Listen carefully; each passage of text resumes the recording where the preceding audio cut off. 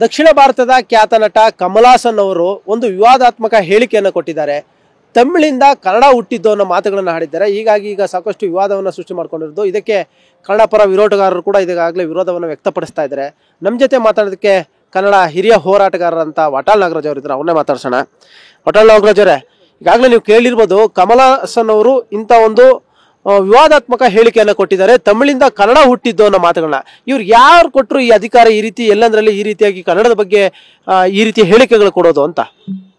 ಮೊದಲು ಈ ತರ ಹೇಳಿಕೆ ಕೊಡ್ತಕ್ಕಂಥದ್ದು ಗೌರವ ಅಲ್ಲ.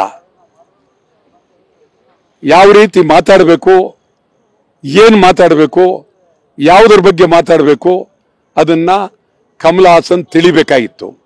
ಕಮಲ್ ಹಾಸನ್ ಈ ಮಾತು ಹೇಳಿರೋದು ನೋಡಿದ್ರೆ ಒಂದು ರೀತಿ ದುರಹಂಕಾರ ಮತ್ತು ಕೆಟ್ಟ ಚಿಂತನೆಯಲ್ಲಿ ಈ ಮಾತನ್ನು ಆಡಿದ್ದಾರೆ. ಇದು ನಿಜಕ್ಕೂ ಸಮಗ್ರ ಕನ್ನಡಿಗರಿಗೆ ಆಗಿರ್ತಕ್ಕಂಥ ಅಗೌರವ ಮತ್ತು ಅಪಮಾನ.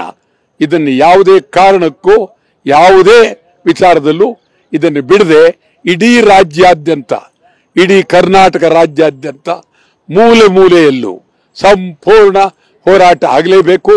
ಹೋರಾಟ ಜಾಸ್ತಿ ನಡೀಲೇಬೇಕಾಗಿದೆ. ಜೈಲುಗಳಿಗೆ ಹೋದ್ರೂ ಚಿಂತೆ ಇಲ್ಲ.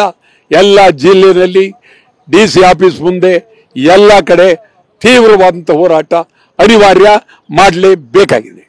ಅಂದ್ರೆ ಇದೇ 5ನೇ ತಾರೀಕು, ಜೂನ್ 5ರಂದು, ಮುಂದಿನ ತಿಂಗಳು 5ನೇ ತಾರೀಕು ಅವರ ಸಿನಿಮಾ ತಗ್ ಲೈಫ್ ರಿಲೀಸ್ ಕೂಡ ಆಗ್ತಾ ಇದೆ. ಆ ಒಂದು ಸಂದರ್ಭದಲ್ಲಿ ಆ ರಿಲೀಸ್ಗೆ ಸಂಬಂಧಪಟ್ಟ ಒಂದು ಕಾರ್ಯಕ್ರಮದಲ್ಲಿ ಒಂದು ವೇದಿಕೆಯಲ್ಲಿ ಈ ರೀತಿಯ ಮಾತುಗಳಾಡಿರುವಂಥದ್ದು. ಮುಂದಿನ ದಿನಗಳು ಅವ್ರ ಸಿನಿಮಾ ಕೂಡ ಬರ್ತಾ ಇರುವಂಥದ್ದು.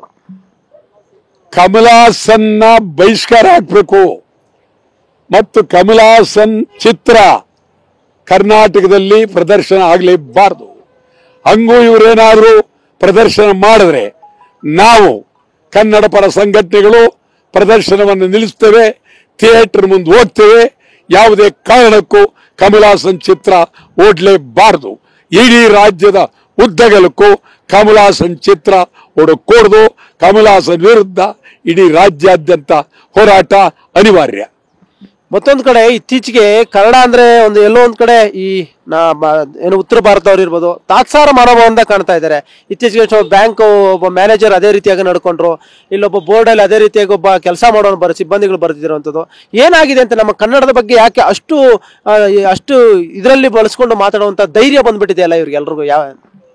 ಇದು ನನಗನ್ನಿಸ್ತದೆ, ಕರ್ನಾಟಕದಲ್ಲಿ ಪರಭಾಷೆಯವರ ದಾಳಿ ಜಾಸ್ತಿ ಆಗಿದೆ.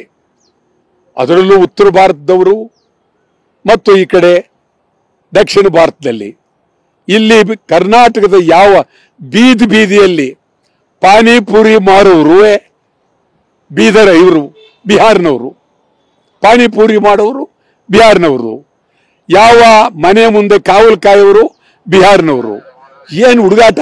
ಇಡೀ ಕರ್ನಾಟಕ ರಾಜ್ಯಾದ್ಯಂತ ಸ್ವಲ್ಪ 6 ಕೋಟಿ ಜನರಲ್ಲಿ 2 ಕೋಟಿ ಜನ ಹೊರಗಡೆಯವರಿದ್ದಾರೆ. ಇದು ಮುಖ್ಯಮಂತ್ರಿ ಸಿದ್ದರಾಮಯ್ಯನವರಿಗೆ ಇದೊಂದು ಸವಾಲ್. ನಾನು ಹೇಳ್ತೀನಿ, ಕನ್ನಡಿಗರು ಉಳಿಬೇಕು ಅಂತ ಅಂದ್ರೆ ಪರಭಾಷೆಯವ್ರ ಬಗ್ಗೆ ಚಿಂತನೆ ಮಾಡಲೇಬೇಕು. ನೀವು ಗಂಭೀರವಾಗಿ ಚಿಂತನೆಯನ್ನ ಮಾಡಬೇಕಾಗತ್ತೆ. Thank you. ಸಾಕ? ಇದಿಷ್ಟು ಹೋರಾಟಗಾರರಾದ ವಾಟಾಳ್ ನಾಗರಾಜ್ ಅವರು ಹೇಳ್ತಾ ಇರುವಂಥದ್ದು. ನಾವು ಕಮಲ್ ಹಾಸನ್ ಹೇಳಿಕೆಯನ್ನ ಖಂಡಿಸ್ತೀವಿ, ಅದರ ವಿರುದ್ಧ ಹೋರಾಟ ಮಾಡ್ತೀವಿ. ಮುಂದಿನ ದಿನಗಳಲ್ಲಿ ಅವರ ಚಲನಚಿತ್ರ ಏನಿದೆ ತಗ್ ಲೈಫ್, ಅದು ರಿಲೀಸ್ ಮಾಡೋದಕ್ಕೆ ಬಿಡೋದಿಲ್ಲ. ಇಡೀ ಕರ್ನಾಟಕದಿಂದ ಅದನ್ನ ಬಹಿಷ್ಕಾರ ಆಗ್ತೀವಿ ಅನ್ನೋ ಮಾತುಗಳನ್ನ ಎಚ್ಚರಿಕೆಯನ್ನ ಕೊಡ್ತಾ ಇರುವಂಥದ್ದು. ಕ್ಯಾಮ್ರಾ ಪರ್ಸನ್ ಗಿರೀಶ್ ಜೊತೆ ಶಿವರಾಜ್ ಕುಮಾರ್, TV9 ಬೆಂಗಳೂರು.